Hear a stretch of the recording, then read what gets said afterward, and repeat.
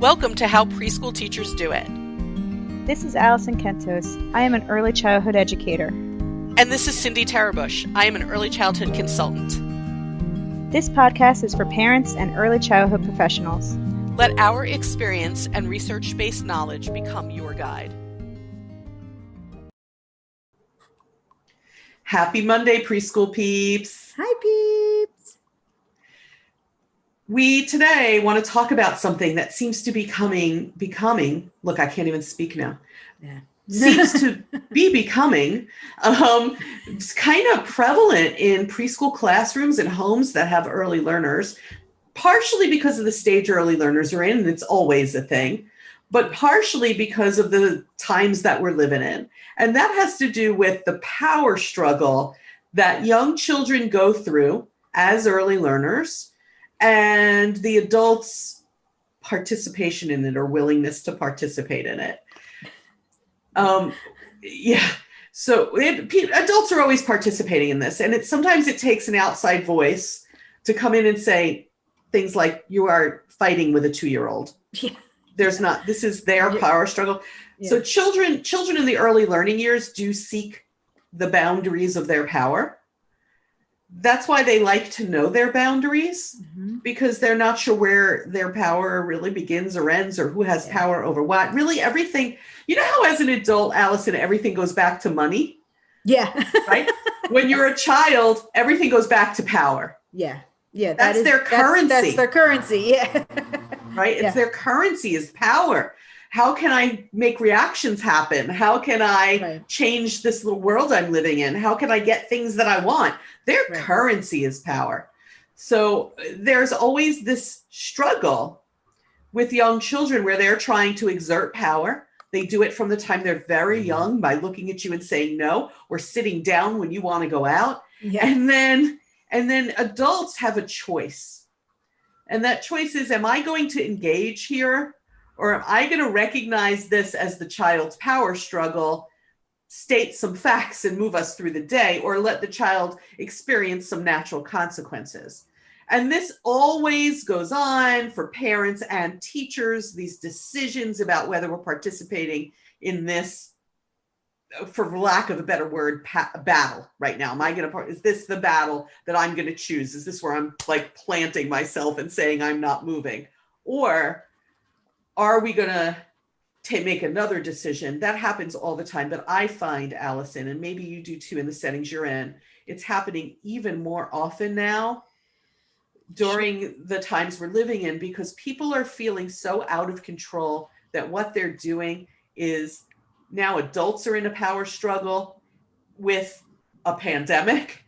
And so what adults are doing now is exerting or trying to exert their power more than they would have before, which takes empowerment away from the children, which makes them want to battle you more. And it's this circular mess in classrooms and homes. Yeah. Because, there's so little that we can control right now. And it's hard. So then you get into the classroom, you're like, oh, this is an environment I can control, my 4 walls of my classroom, but then I don't know. It's a lot. It's a lot to deal with the psychological stuff of COVID, because I have children in my class that during the pandemic, and their parents admitted it to me. They're like, listen, like I didn't have time to fight this battle, so I would just give them what they wanted. It was easier at the time because I had to work, from home. But now it's like caused these struggles within the classroom of like, now children are used to getting what they want when they want. But you know what? It doesn't matter, because you can set your own rules in your classroom. We can, that's not like immovable. Yeah. And we can, when children come into an environment or new environment, or things change, they can adjust to new boundaries. The question is, how much are the adults either participating in or actually triggering the battleground? Because we don't want to be in that that's not where we belong. Folks, you and Alison and myself, we've all been through our early childhood struggle already. We don't need to replay it. We don't need to do it again. These children, I've already done that. And I recognize that Adults who feel out of control seek control. And my fear is that in a lot of early childhood classrooms, more control is being exerted over children than is healthy for their social emotional development. That's true. Children can't be wrong all the time, and they can't be like little soldiers all the time. They need to be empowered, just like we need to be empowered. Right. And I was talking to some teachers recently, and they were talking about things like children who don't want to take their coat off or put their coat on. Children, because coats, where we live, coats are just becoming a thing again in our weather. Children who are kind of like, I don't want to come and do your thing at the table. I'm staying right where I am. They're trying to exert their power. No, I don't want to give somebody else a turn. No, right. Those sorts of power plays by young children, where adults need to figure out, how am I going to manage this versus try to control it? Yeah. I always feel like if a child doesn't want to put their coat on, you know what the child's going to learn when they go out? It's cold. It's cold. I need a coat. Yeah. That's not a battleground. They don't want to take their coat off. They're going to learn they get warm. And you can go back to them and say, you warm enough yet? Should we take your coat off? Right. I don't even that's been happening a lot in my classroom, the whole coat thing. They're wearing coats now. It's cold in the morning. And I had 5 kids during most of the day this week have their coats on the entire day. And I didn't even ask. I asked them once. I said, hey, you want to take your coat off? Did you, because sometimes they forget. They get excited to be there. And they said no. And then I let it go the rest of the day. I'm like, oh, he'll take it off when he's hot. I'm not, it's not a battle I need to fight. Same thing going home. You don't want to wear your coat going on the bus? Okay. Just, it's not a battle I'm willing to fight right now. Also, sometimes I feel like the only way to learn that is to go through, oh, I'm hot, I should take my coat off. Oh, I'm cold, I should have put my coat on, and you might not know that they learn that lesson until the next day when they're like, oh, I'm going to put my coat on and go to the bus, but I feel like that's the only way. Me telling her that it's cold is not going to help her experiencing cold, that might teach more, so it's not a battle I need to fight right now. No, and let them make that decision. Let them make that decision. Give them decision. You know what happens, and I know I've mentioned this in prior episodes, when children feel like they don't have enough empowerment and they're not making enough decisions, they will control the only 2 things that they can absolutely control. And that's swallowing food, eating, and toileting. Yeah. Those are the 2 things they can absolutely control. And sometimes what will happen is young children will sort of go on a hunger strike. Yep. Right? They'll be like, nope, I'm not hungry. I'm not hungry. I'm not hungry. And a lot of times that's about control and the fact that they feel like they don't have enough. I'm really concerned about, teachers kind of falling back on techniques to teach that we know are not so effective, but they feel more in control of it. Like the rightness or wrongness of a worksheet. No, we don't do worksheets like that, particularly in the preschool years. No, all of the best practices still apply, folks.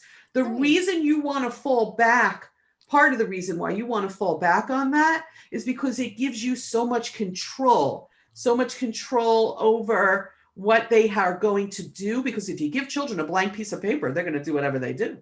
And so much control over the rightness and wrongness. So I don't want, we have to self-reflect a little bit and think about, am I doing that? Am I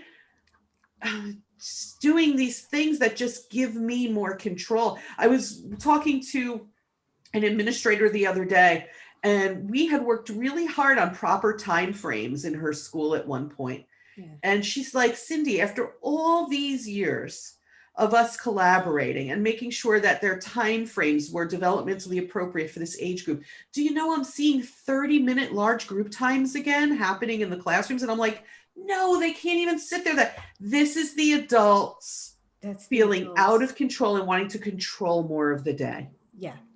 Yeah. And this need for you to always be right or in control or whatever it may be is really sometimes very restrictive to a child, so like I'm always one like, hey, like, let's learn what you're interested in. But when you sit there, be like, nope, we're not learning that right now. We didn't go over that yet, or whatever it may be. Now that the children could be like, well, why bother? Why even talk about what I want to learn or what I want to do or what I'm interested in, because she's just going to shut me down because you have this need to control them. I mean, you want children to enjoy school and be happy that they are learning and be interested in it, and when you sit there and be like, nope, that's wrong. You're wrong. You're wrong. If you're constantly being told you're wrong, or, hey, we can't do that yet because we don't learn it yet, or whatever it may be, they're just going to shrink. They're just going to, why would they even bother anymore? It's not fun. And we need them to develop social emotional skills, even though we're going through a pandemic, even though things are kind of a mess around us, they still need to develop social emotional skills. And part of those skills that includes self-regulation. Self-regulation is the ability to cope with your own emotions and make good decisions about your own behavior. But if I'm controlling everything, how do they learn to do that? Because you know what, Alison? They learn to do that by making mistakes. That's how they learn to do that. Yeah. Yeah. We have to give them the opportunity to take healthy risks, things that won't harm them, but to make mistakes so that they learn those social emotional skills. And I 100% believe that this juncture, with all that's going on, if you're listening to us, teacher, parent, whatever your role is in a child's life, aunt, uncle, grandparent, I don't care who you are, take a deep breath and think about the amount of control you are trying to take and how often you are participating in their power struggle. Sometimes you just let it go. Sometimes you have to sit and talk to them, taking turns, for example. If a child is really resisting you when you ask them to take turns and you try to help them, you have to go over and talk to them. To just get mad or, start punishing, which we know doesn't work. We have to go over there and talk to them, and we have to give them a chance to have that connection with us. All learning comes from connection. I have to make a connection with you. So I'm going to come over and I'm going to sit at your eye level and I'm going to talk to you. And we're going to work this out together. And I know you're frustrated and I know you're upset. As I talk about this, I realize part of the problem also is the lack of ability to be patient during a time when adults are stressed. And it does take a lot of patience to be going over to children and saying, let's talk about this. Yeah. I know you're upset. I know you're frustrated. And we're going to talk about this. In this class or in this family, we are a team. Right. And teams work together. Yeah. One way teams work together is to take turns.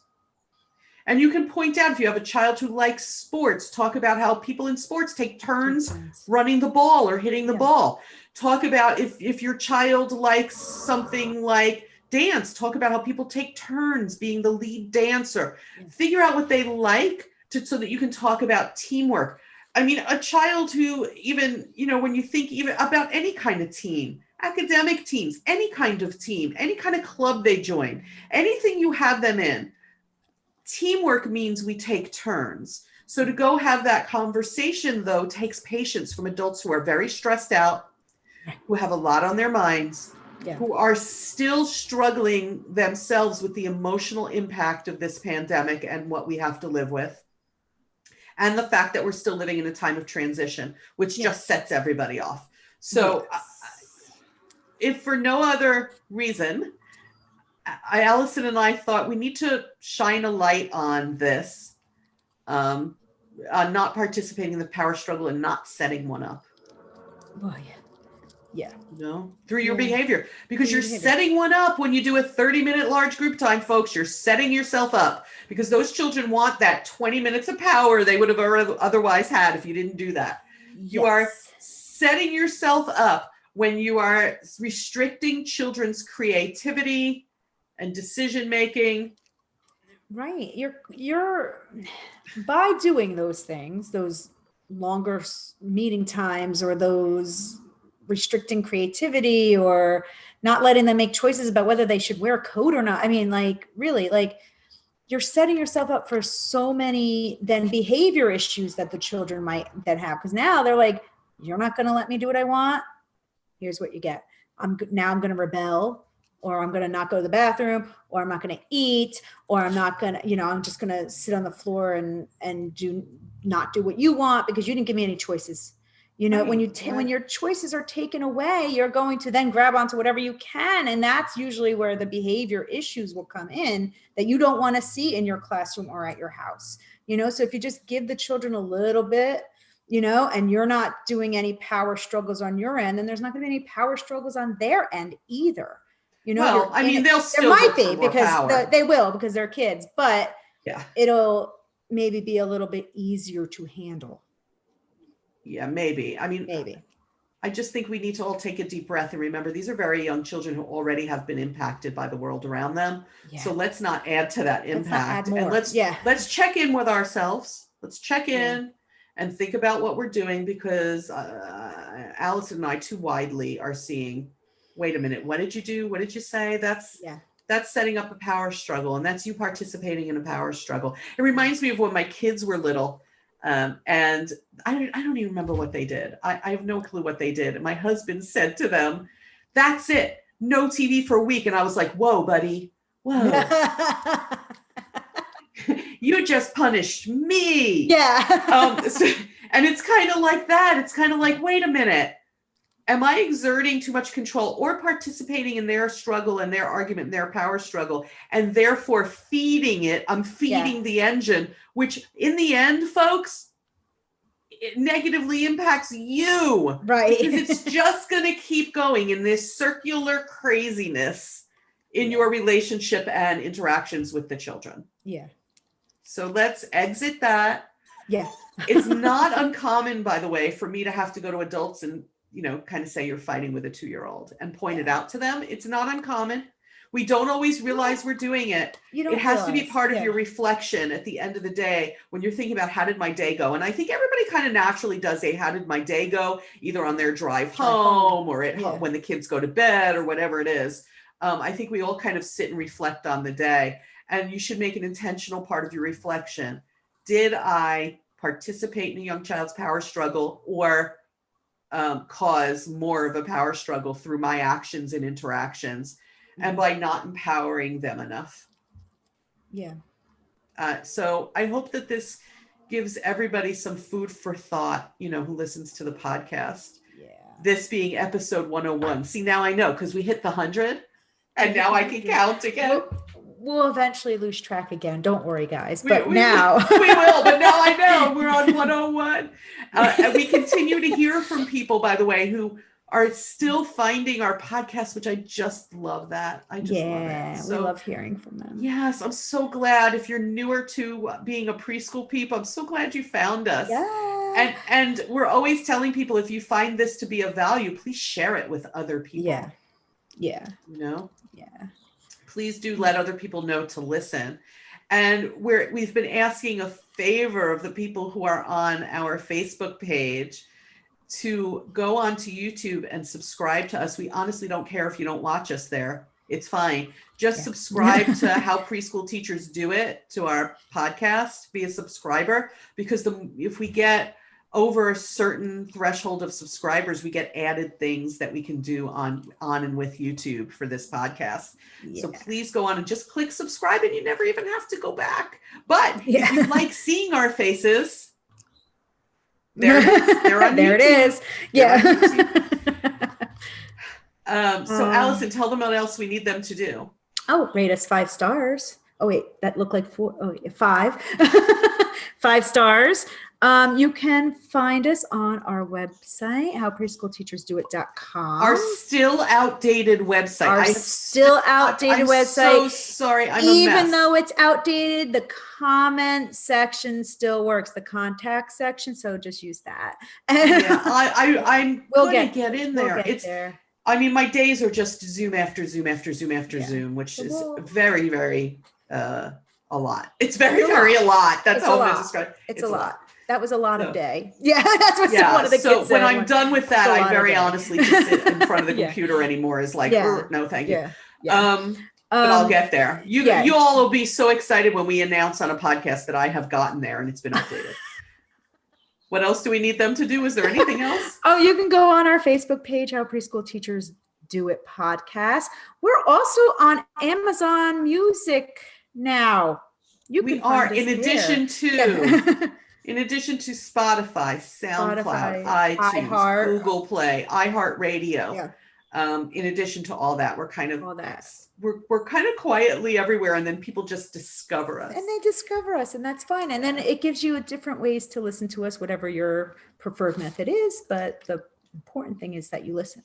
Okay, right? Correct. We don't care how you listen, just that you do. Just please listen. Yeah. And we're going to catch you next time on the podcast. But in the meantime, lots of understanding and patience, forgiveness and grace. Yes. Bye, preschool peeps. Bye, everybody.